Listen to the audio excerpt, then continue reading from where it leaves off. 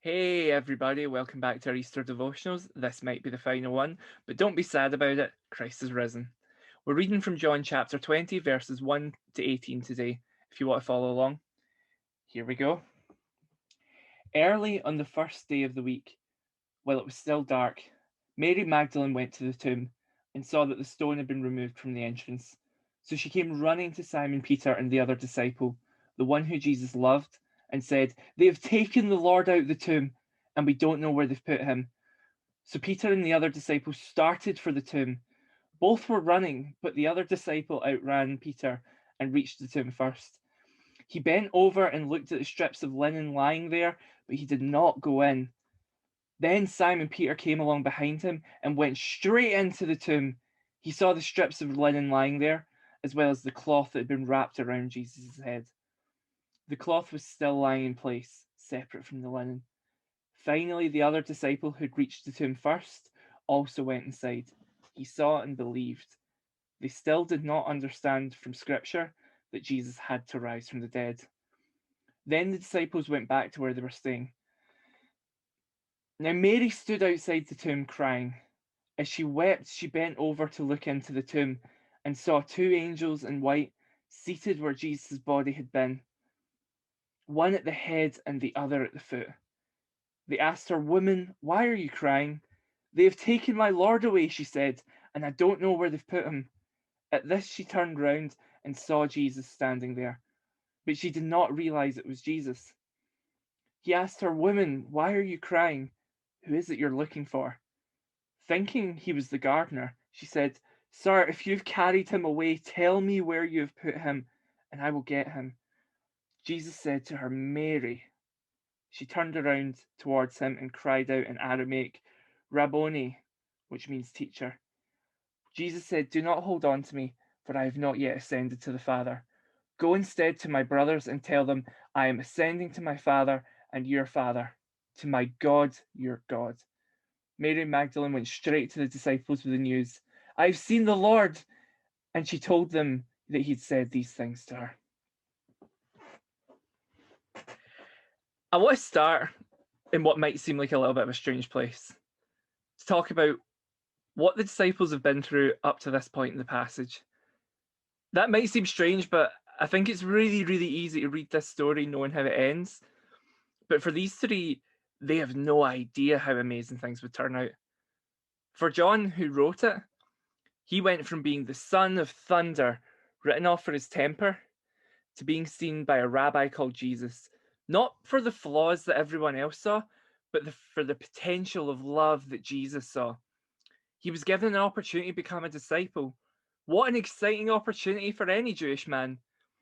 And he started to define himself by that love and not by his anger.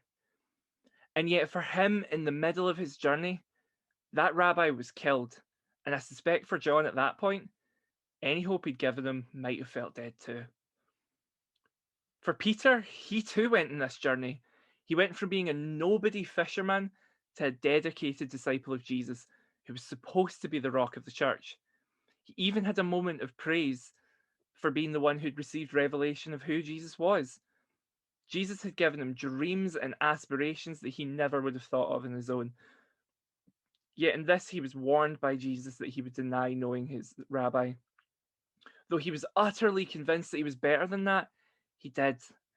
By the time he realized his mistake, Jesus had already died, and Peter wept, feeling like he failed. For Mary, she bore the weight of being a woman in the first century. In a culture where women were seen as less, where her personal struggles made this worse, she encountered a rabbi who saw her for more than her 7 demons. He drove them away from her. He treated her with the value that she deserved. He discarded cultural objections and taught her as a disciple and treated her as a friend. But then at the foot of the cross, she watched Jesus, who had treated her better than anyone ever could, die. At this, she thought she was left with only grief. I hope I haven't made the start of this Easter devotion seem all doom and gloom, but for these three, it probably did seem like all doom and gloom.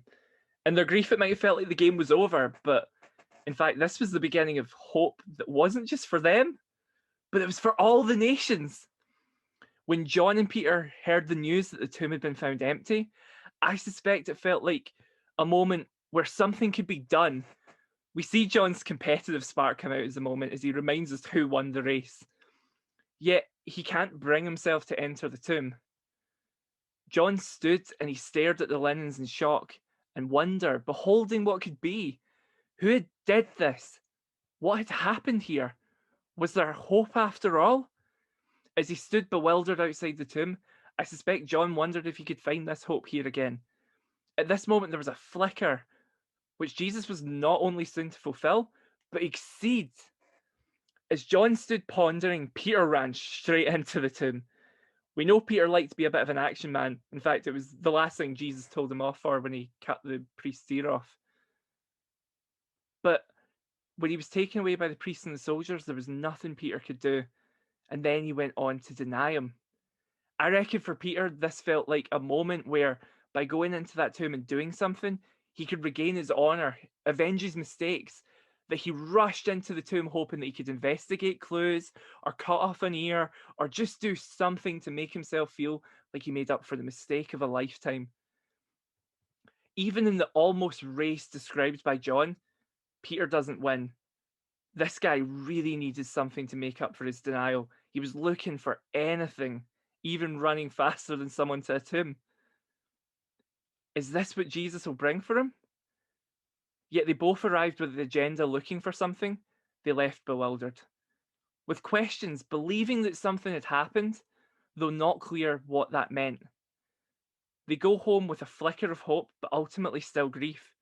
They hadn't yet realised that Jesus needed to die to rise again. But Mary remained at the tomb, and as she weeps, angels asks her why she cries. In her grief, she explains through bitter tears that her Jesus is dead and missing. A gardener approaches her. She almost begs him for any leads that he may have. And in her moment of greatest vulnerability, the familiar voice of Jesus, who she thought she'd lost, says to her, Mary. In that one moment of recognition, her grief is destroyed. Jesus isn't dead, he is risen. And with that, her joy rises back again. Jesus asks her to do him one favor: spread the gospel of his resurrection and the life that it brings her. He tasks her with the most important task a human can be given: to be the first evangelist of the resurrection of Christ. Though he had the opportunity to ask Peter or John, he chose to begin the church the same way he began his life, with a vulnerable woman called Mary proclaiming that God had given the world a new hope.